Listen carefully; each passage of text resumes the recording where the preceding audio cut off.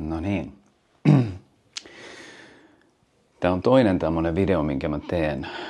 Nyt mua vähän harmittaa, että mä en ole tehnyt näitä useampia, mutta mä luulen, että mulla on kyllä aika. Nyt on 11. päivä tammikuuta. Lauantai. Vilma, sä oot laskemassa Tiffanin ja Ilonan ja muiden kanssa pulkkailemassa Valpparissa. Ja Venla, sä oot mummilla ja papalla. Menit sinne. Mä sanoin, että mä tarvitsen vähän omaa aikaa. Tämä on yksi niistä asioista, mihin mä käytän sen oman ajan. Taltioin toisen tällaisen videon. Ja mä luulen, että mä taltioin näitä jonkin verran tässä lähiaikoina. Tulevalla viikolla mulla on 2 kuvausta. Mut kuvataan pehmyt, kudos ja sitten luusto. Ja torstaina mä kuulen tulokset. Ja mä oon teidän suuntaan ollut koko ajan avoin, että missä mennään, mutta myöskin ehkä vähän, niin kuin tietenkin mun homma on ollut pitää vähän semmoista pokerinaamaa. Laboratoriotulokset on just tullut ja ne kertoo, että kaikki on vielä viitearvoissaan.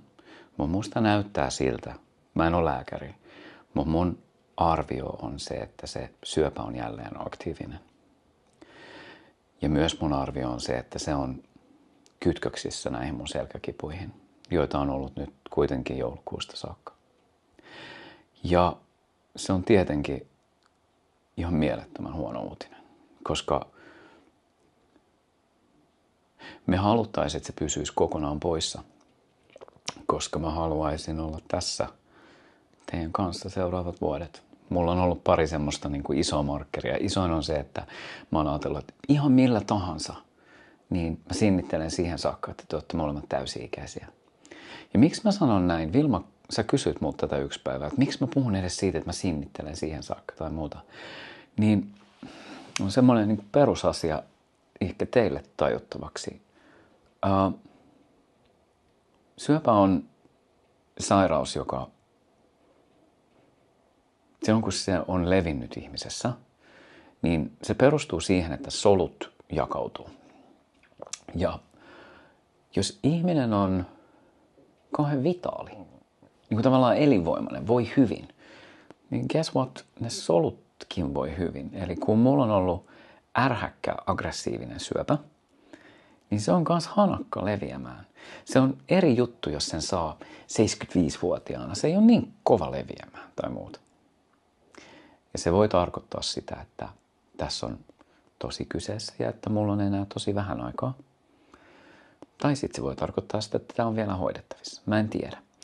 Mutta seuraavat päivät tässä tulee olemaan mulle tosi työläitä tietenkin, koska mun pitää koettaa jaksaa uskoa, että kaikki on hallittavissa vielä. Ja vasta torstaina mä kuulen mua hoitavalta lääkäriltä, sen nimi on Timo Joensuu, Dokratesissa, että mikä se kokonaiskuva on, mikä se tilanne on. Ja on paljon parempi tietää, missä me mennään, kun viettää aikaa pääpuskassa. Vielä on mahdollisuus, että on ihan hallittavissa, mutta mun vaistot sanoo, että niin ei ole. Mun vaistot sanoo, että mun aika lähestyy loppua. Ja ainoa asia, joka saa mut surulliseksi sen suhteen, oikeasti ainoa asia, olette te. Te olette mun koko maailma. Ja mun homma olisi olla teidän kanssa siihen saakka, että te nyt pääsette lentoon maailmaan itsekseen. Kun mä puhun tätä, niin te olette 12 ja 10. Ja te olette nyt jo niin paljon vanhempia kuin niin moni 12 ja 10-vuotias. Mä haluaisin nähdä vielä niin paljon enemmän. Jos mulle käy jotain, kun mulle käy jotain, jos mulle käy jotain, niin kyllä teistä huolen pidetään. Stiina ja Salla pitää teistä huolen. Mun vanhemmat pitää teistä huolen. Moni mun ystävä haluaa pitää teihin yhteyttä. Tuomo, Peter, Mirva, perheineen, niin edespäin.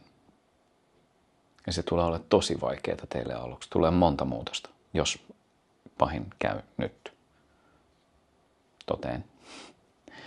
Mutta niin ei ehkä käy. Mutta mä jatkan nyt näiden videoiden tekemistä aina sopivina hetkinä. Ja näiden videoiden pointti on se, että teillä on mut silloinkin, kun teillä ei ole mua. Mä koitan äänittää näihin kaikenlaisia tuntemuksia, muutenkin kuin minusta itsestäni puhumista, vaan teille puhumista siitä, mitä maailmassa on odotettavissa ja mitä kaikkea on tulossa. Ja ennen kaikkea yhden asian avaamista. Mä usein sanon teille, että mä rakastan teitä syvästi, tai en sano syvästi, vaan mä sanon, että mä rakastan. Venla, sä vastaat aina takaisin. Vilma, sä et juurikaan ikinä vastaa siihen noin. Mutta mä en lakkaa sanomasta sitä siksi, että se on tärkeä sana teidän oppia sanomaan ääneen, oppia puhumaan välittämisestä ja kiintymyksestä ja näyttää sitä myöskin sanoina, tavallaan tuoda omia tunteita peliin. Koska niiden tunteiden näyttäminen ja niiden mukana eläminen auttaa teitä elämässä eteenpäin. Se auttaa teitä käsittelemään, jos mulle sattuu jotain, kenelle tahansa sattuu jotain. Teillä on edessä paljon vaikeita juttuja. Tämä mun asia. Suuri osa teidän läheisistä, sukulaisista on kaikki vanhoja. Mummo, mummi, pappa, Päivikin. Tuossa on hirveästi poismenoja tiedossa seuraavan 5 vuoden aikana. Ja mä pahoin pelkään rakkaat, että mä oon yksi niistä. Ei mennä sinne vielä. Mennään sinne sitten, kun on pakko. Mutta mua helpottaa, kun mä voin puhua teille. Te olette rakkaita. Pus, moi.